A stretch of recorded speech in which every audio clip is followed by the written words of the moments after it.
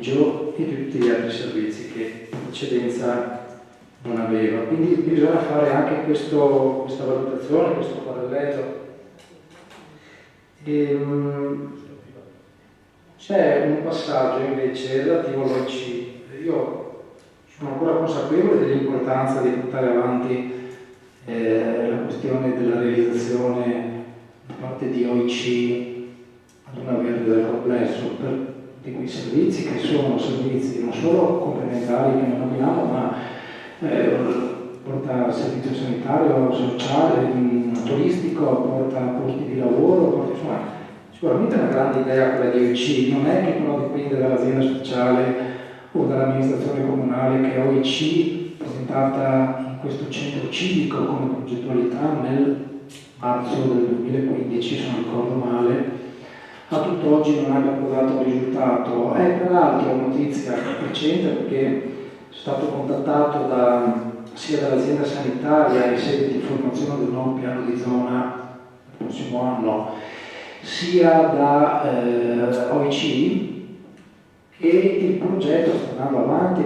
e sta andando avanti in questi termini. In precedenza la richiesta presentata alla Regione Veneto delle quote era in carico a OIC, perché OIC era anche, tramite due società private collegate, era anche proprietario del compendio. Successivamente invece, per determinare quali fossero le procedure di evidenza pubblica migliori da mettere in campo, perché qui non stiamo parlando di un appalto, la realizzazione di un'opera di 1 euro, stiamo parlando di decine di milioni di euro, se non ricordo male, per cui si tratta di una procedura di evidenza di matrice europea, quindi con tutti i tempi, tutte le procedure abbastanza complicate, complesse, lunghe e ricche anche di possibili intoppi che portano a ricorsi al tavolo. La cosa si è deciso, hanno deciso, e OIC, meglio le società riconducibili alle quote di controllo di OIC, cedessero il compendio a INAIL in corso di procedura, tant'è che l'atto da notaio mi risulta sia già stato fatto, e oggi INAIL, che sicuramente ha procedure ancora più lente e ancora più complesse sulla natura pubblica dell'ente rispetto a delle società private che sono un po' più facilmente gestibili dal punto di vista delle procedure, ha un buon appresentamento dei tempi. La faccio breve sulla questione OIC. In un incontro tenuto in un comune settimana scorsa, 10 giorni fa, è stato detto che ci vorrà, per arrivare ad avere la gara esaurita, 1 anno da adesso. Non è un progetto morto, è un progetto che è stato richiesto all'amministrazione comunale, mia nota di una settimana fa, di mantenere i posti estimi di 120 nel piano di zona, e una cosa che almeno per le vie brevi l'azienda sanitaria, la persona dirigente di riferimento ha accolto e insomma sarà inserita, mi auguro, e poi la proveremo. Alcuni degli obiettivi che avete auspicato nei vostri interventi sono obiettivi che sono indicati nel piano programma legato alla deliberazione di oggi, perché a pagina 2, ultimo capoverso, traducendo queste azioni in obiettivi sarà necessario, è una cosa che si pone l'azienda speciale di dover fare necessariamente, ma una cosa che a monte deriva non da un consiglio comunale di cavolo inerte. Questo consiglio comunale ogni volta che ha approvato ha dato delle prescrizioni, ha detto cosa fare, vuoi in conformità del parere del revisore o vuoi per scelta autonoma del consiglio comunale. E accogliendo questo si è tradotto in una serie di obiettivi di cui do lettura per quanto riguarda quantomeno direttamente la questione della gestione delle case di riposo e non degli altri servizi, attivare azioni finalizzate a ristabilire il pareggio di bilancio del servizio case di riposo. Ce ne abbiamo parlato da un po' di anni, da quando i 10 posti letto non autosufficienti li abbiamo persi, ed è un incontro che ed è un obiettivo che è stato portato avanti con forza anche dall'azienda sanitaria, pari dell'amministrazione comunale, fino a 1 anno e mezzo fa. E Poi abbiamo trovato un po' di chiusura, ma non chiedetevi perché, non è grado di rispondere, da parte dell'azienda sanitaria, chiusura che ha trovato una felicissima riapertura di recente, anzi uno stimolo fortissimo da parte dell'azienda sanitaria e della Regione Veneto di recuperare quei posti, addirittura dicendo ma chiedimi di più, chiedimene di più. Okay. Il secondo obiettivo, che in realtà è legato al punto 3, alla pagina 2 del piano programma, è quello di attivare un processo di cambiamento che consenta al servizio casa di riposo core business, la stessa parola usata da lei, consigliere Antelmo, l'azienda stessa, di dare risposte in termini innovativi, efficienti ed efficaci ai bisogni emergenti della popolazione anziana del comune di Calle, oltre che alle prospettive di concorrenza nel mercato di riferimento. Io, da quando si è insediato il nuovo direttore, il dottor Paolo Giacopello, ho avuto il piacere di confrontarmi con lui, penso che ogni quasi una settimana, massimo 10 giorni, e trovo l'uomo, anzi un professionista, veramente orientato per il raggiungimento di questo obiettivo. Un'impressione che ho avuto forte e anche di stima che gli do, che in realtà in precedenza con direttori che lo hanno proceduto non avevo percepito che ci fosse questa volontà veramente di dare attuazione al punto 3. Per cui io ho la fiducia, Luciano Straiuli, però il Consiglio Comunale fa quello che vuole, io gli darei fiducia a questo nuovo direttore, gli darei anche il tempo necessario, perché avete cepito ma aspettare un mese in più non è un problema. È un problema? No, non è un problema, perché oggi approviamo comunque un bilancio, ma voi pensate che il bilancio del Comune di Caole che andremo a approvare dopo sia un bilancio di previsione veramente ancorato a quello che sarà il 2020? È impossibile. È impossibile perché le norme non ce lo consentono, è impossibile perché già il 1 gennaio sarà necessario fare una variazione di via d'urgenza perché cambiano gli obiettivi in corso di marcia. La stessa cosa per l'azienda speciale, che oltretutto si trova oggi in una situazione in cui c'è stato un subentro di un direttore a un direttore precario, il dottor Delia, che era subentrato a un direttore dimissionario perché ha provato lì evidentemente migliori. Diamogli la possibilità di capire il sistema, questo serve per capire il consolidato, per poi capire dove intervenire nel consolidato. Faccio un passo indietro. Da dove lei, consigliere Antelmo, fa riferimento che l'azienda speciale ha maturato una perdita di 350.000, non è una perdita annuale, forse ho capito male io, è una perdita complessiva di 4 anni, 2016, 17, 18, 2016, 17, 18, perché se andiamo a vedere il piano programma, l'ho letto oggi pomeriggio di nuovo, ma mi pare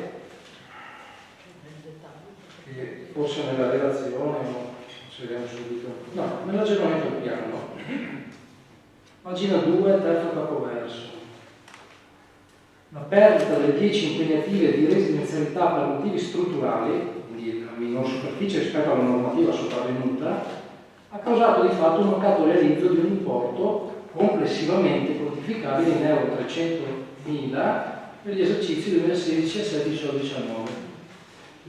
Ecco, allora torno un attimo indietro sui 10 posti letto non auto, perché è chiaro che se oggi c'è una volontà dell'azienda speciale, dell'azienda sanitaria e anche della regione di portarci avanti questo aiuto è fondamentale, ma non ci serve una struttura dell'azienda speciale, quindi serve la cittadinanza, per la popolazione più fragile, a cui noi dobbiamo ovviamente porre l'attenzione.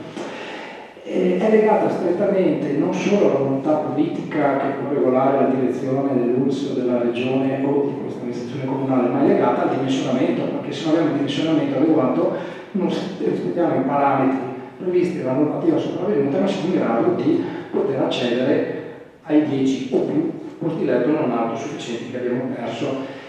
E credo che sia, spero che sia in corso, ma adesso con la recente colloquio proprio col Presidente, credo che venga affidato un incarico a un tecnico, secondo la normativa vigente, di procedere anche alla progettazione o quello che serve. Insomma, io non è che so molto di procedure dell'azienda speciale, se funziona esattamente come un'amministrazione comunale o no. Però insomma viene dato l'incarico per poter andare a realizzare quello che serve per poter recuperare il dimensionamento, poter accedere ai parametri della legge regionale, poter quindi recuperare, sempre che non muta la volontà politica della direzione della regione, quello che abbiamo perso.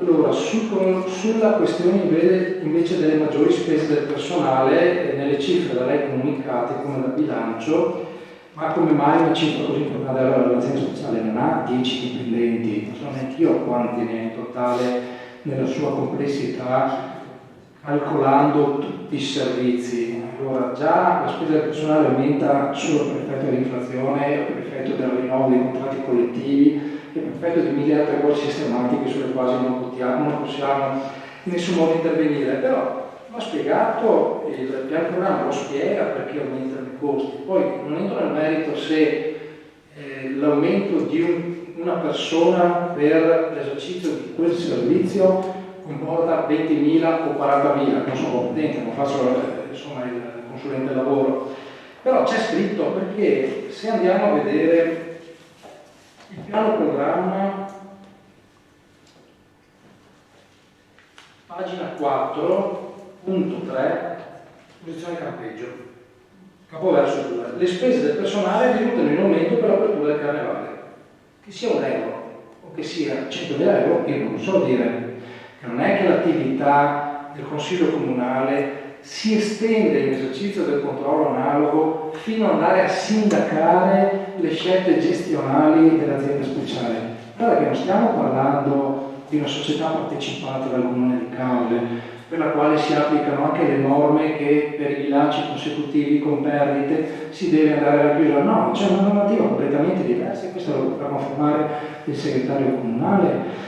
Stiamo parlando di una istituzione che, un'azienda speciale, scusatemi, in passato l'istituzione, un'azienda speciale sulla quale il Consiglio Comunale esercita un controllo analogo, e cioè va a verificare se nelle politiche uguali obiettivi, se le politiche e gli obiettivi sono stati rispettati. A noi non interessa se spendi €1 in più, €1 in meno. Se l'attività dell'azienda speciale è stata arricchita da tutta una serie di servizi gratuiti, ci siamo detti più volte, compreso il campeggio, è una scelta politica quella di fare, perché quei servizi o andavano esternalizzati, dopo una scioglimento della Caule Patrimonio, o l'hanno data all'unico ente che lo poteva fare, che era l'azienda speciale, di certo non rientra nell'oggetto sociale della Fondazione Caule Città dello Sport, a fare il servizio di assistenza domiciliare o altre cose.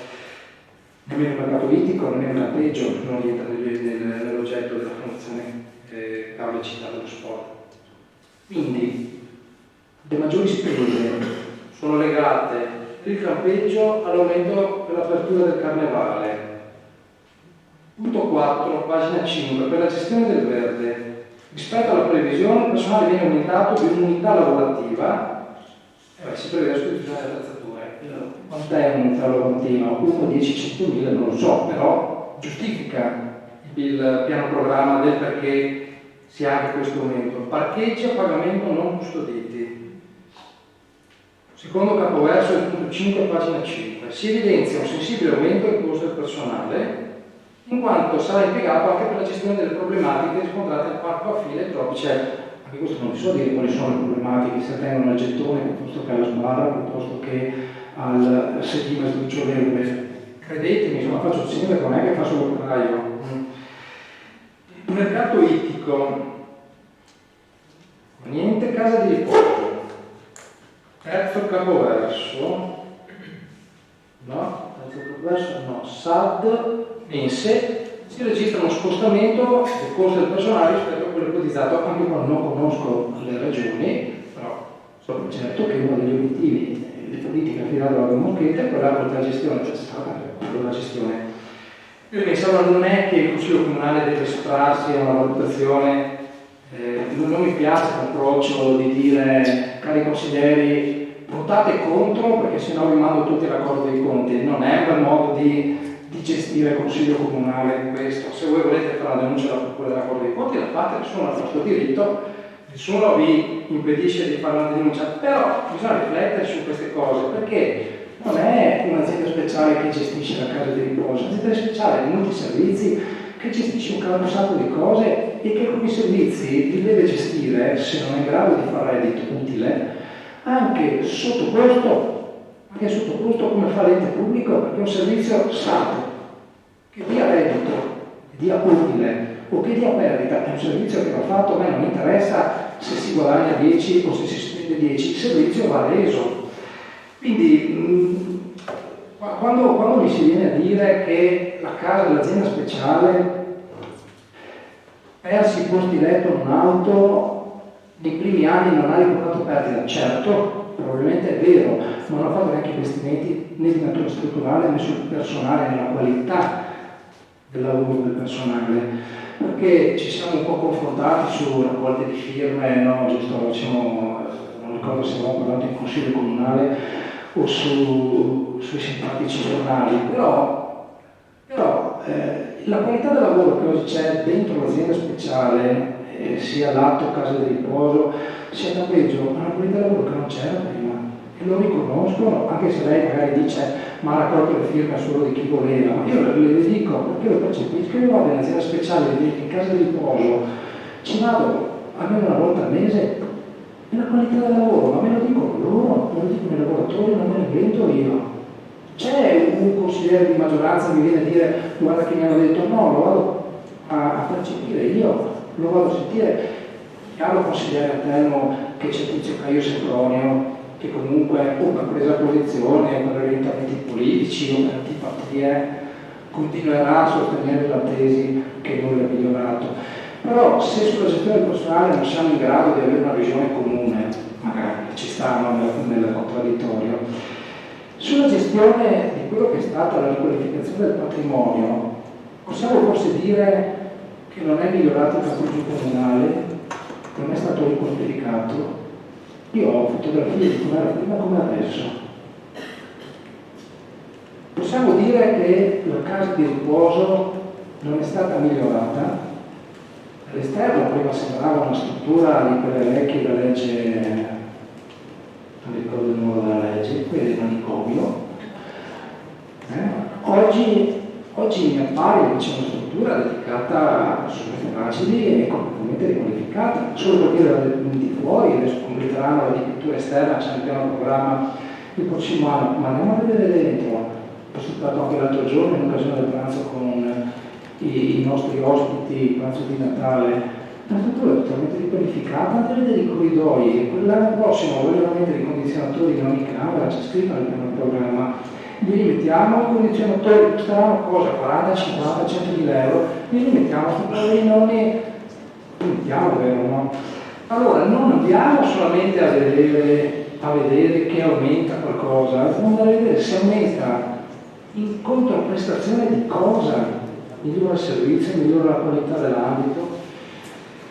Poi ecco, non entro nel merito di una mozione di sfiducia richiesta nei confronti del CDA della Casa di Riposo, perché giuridicamente non è nemmeno prevista.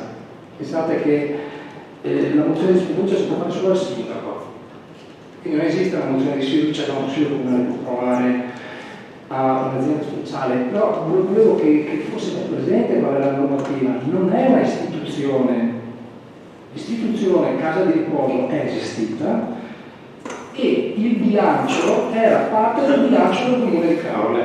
Poi l'amministrazione che mi ha preceduto ha deciso di trasformare l'azienda speciale dando autonomia di bilancio, ancora solamente il controllo, però non è un controllo del Consiglio Comunale che si deve estendere a assumi o non assumi, dipingi o non dipingi, compra il veicolo per il trasporto anziano o non compra il veicolo, no, è un controllo che si estende solo sugli obiettivi, gli obiettivi che abbiamo posto. Certo, il Consiglio Comunale ha sempre raccomandato, in conformità al parere del decisore, di rispettare quelle che erano le eccezioni sollevate dal decisore. Io continuo ad avere fiducia e mi piace, dico molto, la nuova impostazione della direzione, mi piace molto il lavoro che è stato fatto di riqualificazione, il servizio che è aumentato, molti servizi tengono in piedi altri.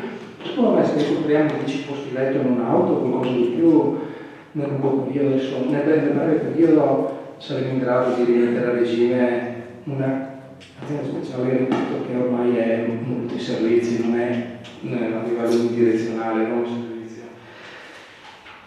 Per le eccezioni sollevate dal capogruppo Ferraro, lei ha detto ci spieghi meglio dell'ampliamento, non ho capito. In commissione abbiamo parlato, avevamo dato, l'assessore ci aveva detto che forse c'era la possibilità di non elevare la casa di riposo ma di ampliarla per recuperare i 10 posti.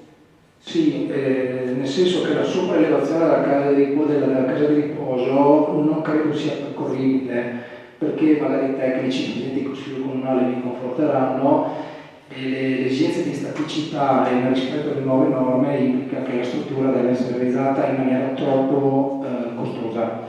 Per cui si prevede un ampliamento in pianta, rimanendo in orizzontale, sostanzialmente non in verticale, con una struttura, tra l'altro, che molto probabilmente non sarà, credo, attaccata alla struttura esistente, giusto, ma sarà legata alla struttura esistente in qualche modo che ci risparmia tutta una serie di normative per le quali risparmiamo un sacco di quattrini, ecco, tutto qua, sempre rispetto alla legge comunque.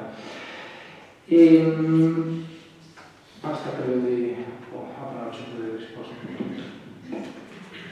Grazie, Sindaco. Ci sono altri interventi? Semplicemente, scusa, se possiamo avere direttamente al 31/12 la possibilità, senza chiedere l'accesso agli atti, di un documento completo di programmazione. Grazie. Carico allora al segretario di prendersi nota di inviare già, non appena riceveremo noi, di inviarvi già copie. Grazie. Consigliere Alterno. Sì, grazie. Non sono io, non è la minoranza che decide se è giusto o sbagliato un passaggio, ma mi pare sia la legge che dice che se il bilancio non è rosso, per tale motivi, siamo richiamati a delle responsabilità.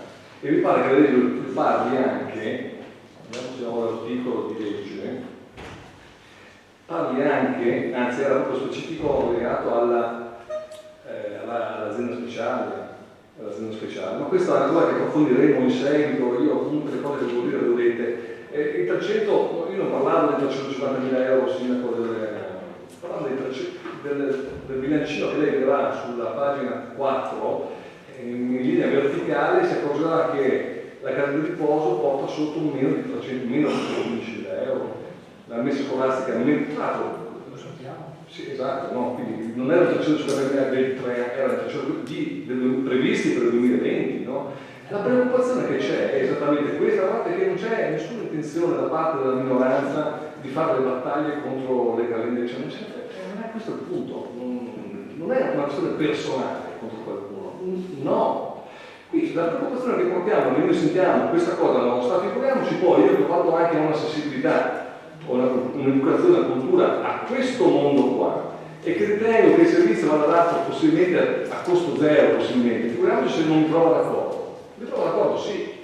Tuttavia non sono io che dico che è la legge che lo dice. E se la legge lo dice ci sarà una ragione. È l'ha chiamato nell'interferenza che io le feci, la natura pubblicistica dell'azienda speciale ne dovrebbe ridurre l'obbligo di chiudere il bilancio in pareggio secondo logiche di sana e prudente gestione a partire da principi di efficacia e efficienza, cose che sono normali di qualsiasi padre di famiglia. Quindi ribadisco che non c'è nessuna intenzione di fare polemica con nessuno. Non so se si è capito negli anni, qua non abbiamo più quella verba di fare polemiche, no? Basta, allora la questione è, ci aiutiamo a capire se è opportuno, lei riporrà la fiducia, immagino la maggioranza riporrà nuovamente la fiducia su questa possibile amministrazione. Io ritengo che sia ora di dire basta. Perché? Perché sono contro il Presidente, ma neanche... No, perché ha dimostrato negli ultimi anni di aver portato il bilancio in negativo.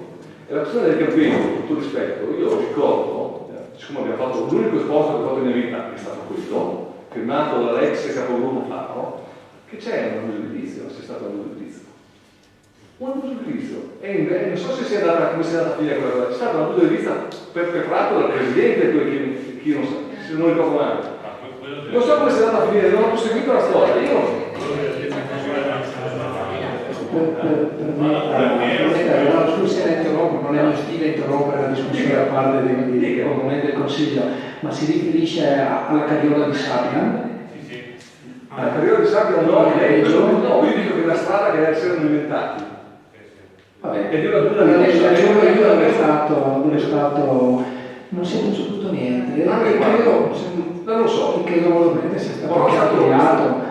Verificheremo comunque se è stata presentata questa archiviazione, perché a me sono concesso che fosse un illecito penale, era di tale. Questo non fa me, ci limitava, non neanche a me, certamente, io non faccio l'avvocato, faccio il sindaco, di tale tenuità che proprio per esperienza professionale molto probabilmente un pubblico ministero che si deve arrivare con la roba là, minimo pensa di richiedere l'archiviazione, però magari mi sbaglio, e domani arriva una avviso di garanzia al Presidente, certo, questo ci sta. No, io non lavoro, però al momento mi ha fatto quella da una denuncia fatta da lei quando, che anno era? Quello lì è l'ultimo anno, quest'anno, quando sono stati 2018 anni. No, 2016 2016 più avanti. Era esatto schiero primario. Con Marco Faldo 2018 c'era stato, 2017-2018. All'inizio, con Marco Faldo, per risposta mai, basta. Ed è stato fatto bene, è stato pubblico, perché l'abbiamo presentato pubblicamente, non c'è nessuno, quella cosa lì è ancora in essere, che io sappia. Quindi la questione del campeggio comunale dice di una gestione della cosa pubblica come se fosse una cosa personale, dice di un modo di operare sulle cose come se fosse una cosa mia, decido io sulle cose, invece non è così. La cosa è nel pubblico e l'attenzione che va posta sulle questioni, sul patrimonio del comune di Cavo è una gestione pubblica, cioè alla luce del sole, cioè senza atti personali. Non si possono fare, lo sanno dire. Quindi la questione è questa, non è il richiamo al fatto che se imbellire non sono stati del peso comunale da 20 anni, non mi prometto, e in casa di riposo non c'entro da 5. Tuttavia sono convinto che sarà molto bella, ma la gestione pubblica va fatta alla luce del sole, non può essere fatta perché mi alzo la mattina o là e con una carriola di sabbia sposto le lune, non si può fare, non si fa. Non si può fare, non si fa, questo non lo dico io, lo dice la legge, non dico io che i bilanci 3 e i bilanci rosso sono un problema, non lo dico io, lo dice la legge. Quindi la legge dice questo, poi confidate sul fatto che sarà positivo o consumato, avrete le vostre ragioni. Io ribadisco che questo punto sarà, per me, evidentemente sarà molto negativo. Grazie, ci sono altri interventi? No.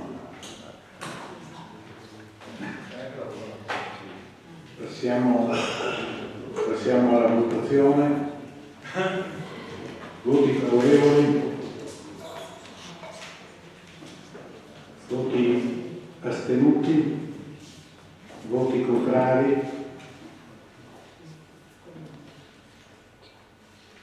Quindi passiamo al 11° punto all'ordine del giorno.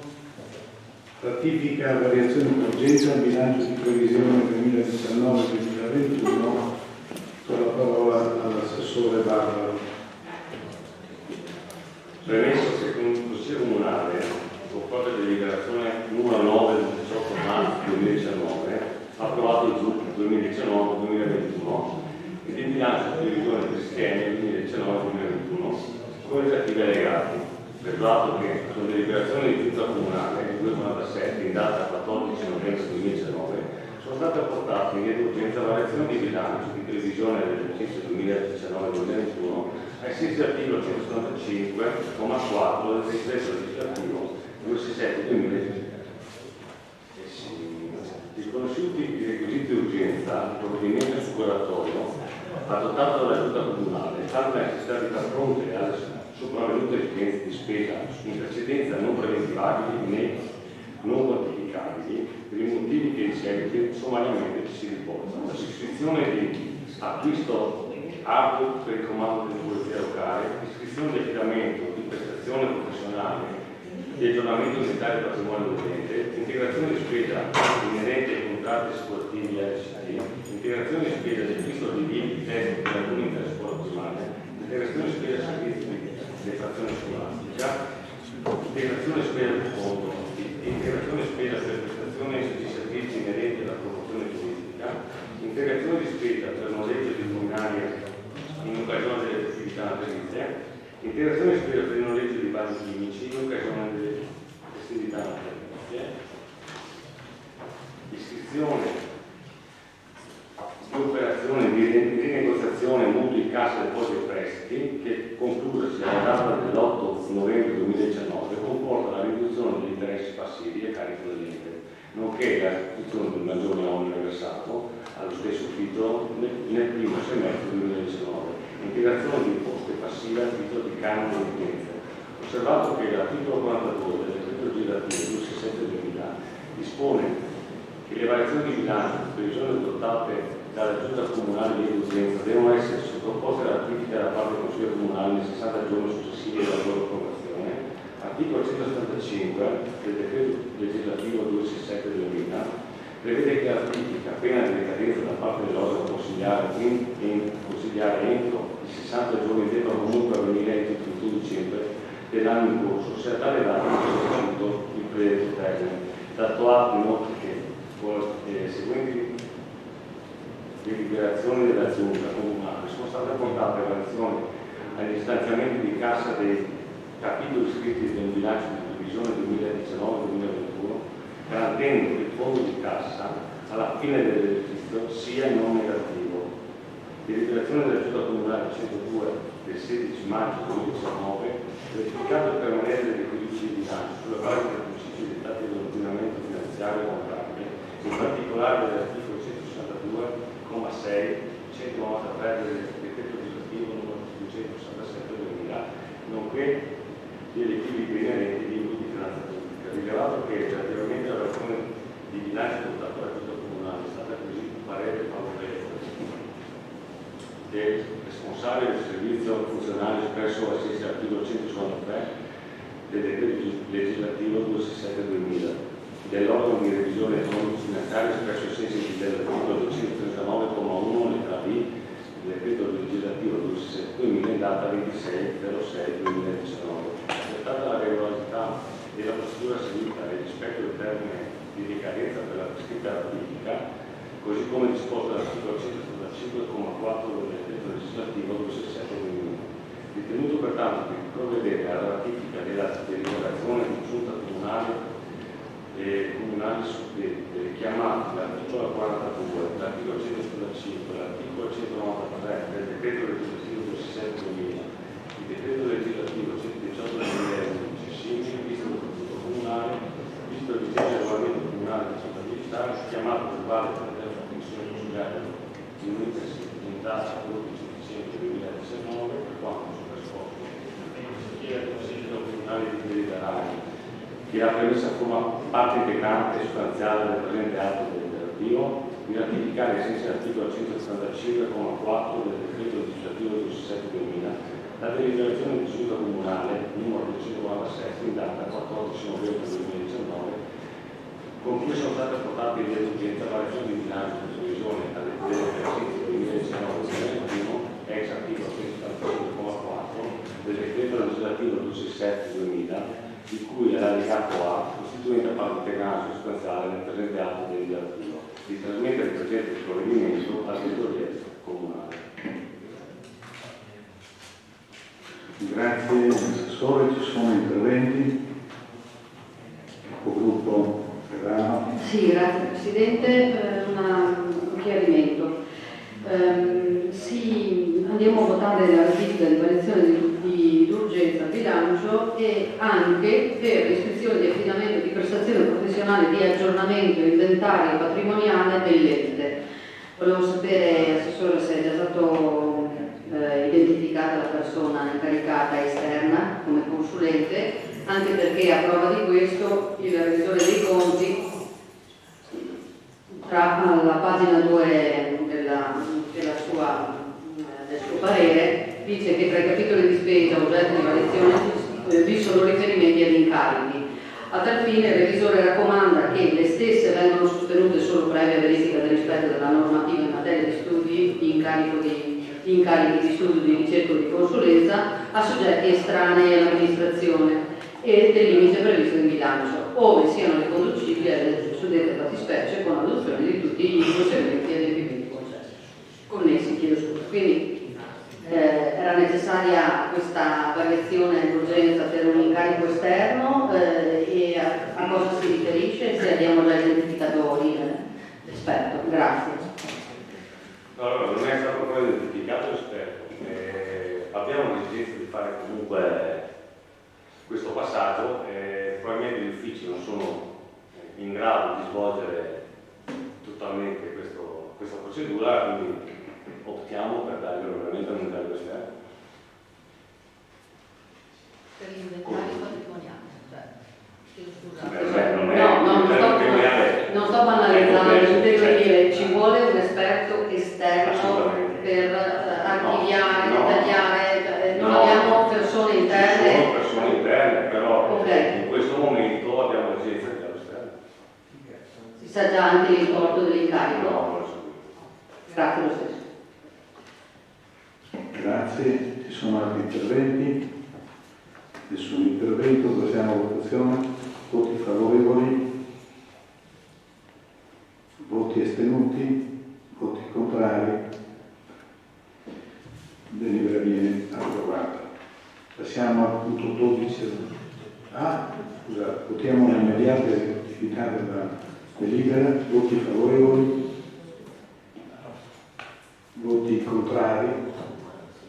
Astenuti, quindi neanche uno. Va bene. Passiamo al punto 12 dell'ordine del giorno, approvazione del documento unico di programmazione 2020-2022. Con la parola all'assessore al bilancio, Riccardo Barba. Premesso che il decreto legislativo 118 del 23 giugno 2011 ha approvato nuove disposizioni in materia di armonizzazione degli sistemi contabili e degli schemi di bilancio delle regioni, degli enti locali e dei loro organismi. I nuovi principi contabili, in particolare concernente la programmazione di bilancio allegati